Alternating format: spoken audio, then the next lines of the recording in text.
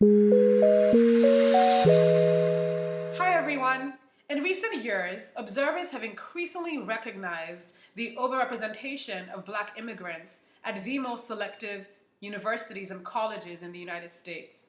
This fact has led many to question the purposes of affirmative action, as well as whether these immigrants are appropriate beneficiaries. What is interesting, however, is the fact that this debate has transpired largely in the absence of information about the phenomena. In efforts to shed some light on the kinds of backgrounds that these immigrants hail from, I have conducted interviews of these various immigrants at various elite institutions in order to identify the factors that influence their access to elite universities. I am from Nigeria. I moved to the US when I was 13. I'm originally from Jamaica. I moved to New York in 2001 when I was 13. We're originally from Nigeria. I grew up in Lagos City as a young child. I'm Zua from Angola. And I'm Omar from Egypt. I came here when I was 16 following my father's job because he had just been transferred to Houston. My name is Manuel. I'm from Angola. Tell me a little bit about your parents' educational background. My parents are both lawyers. They both studied law in undergrad, and they both have their Masters of Law degrees in commercial and international law, respectively. Dad went to school. He went to school in Nigeria and then went to law school in America at University of Minnesota. My mom went to school and college in Nigeria. My mother went to study anthropology and biology at Yale University. She had a successful time there. She ended up becoming the first African American speaker of any class. Both my parents have high school education, so they don't have a college education. Both my parents have a first degree, both from Nigeria. My father has a master's in economics and finance. My parents, my father graduated as a geophysicist from a private school, a private university. My dad became a physician and my mom did health administration, and to them, like, education was the road to success. My mom's a chartered accountant.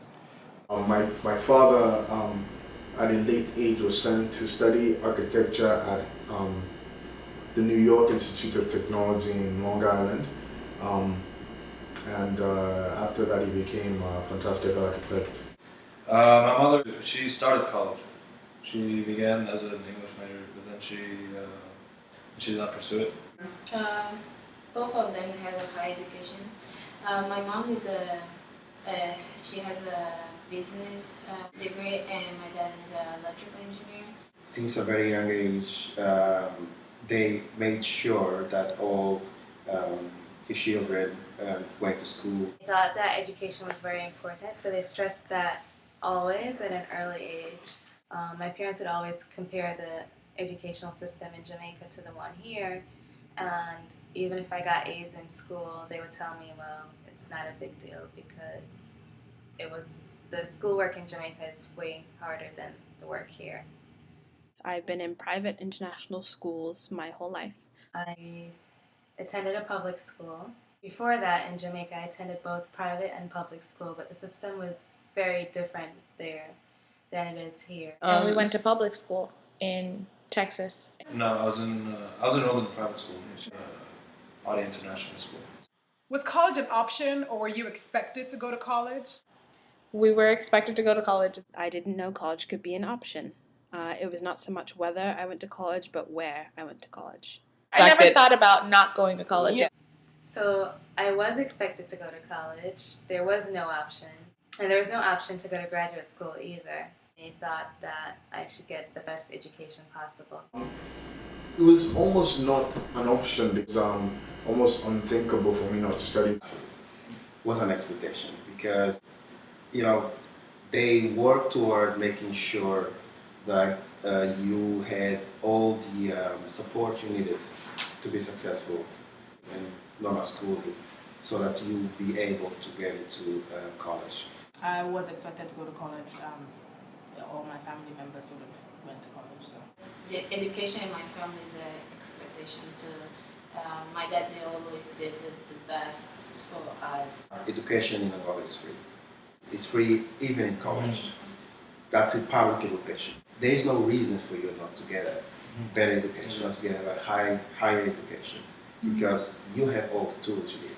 At a high level, you almost always have to, go to an elite institution. I went to Stanford for 4 years to study economics, and then went off to work for a few years, and now just started my MBA.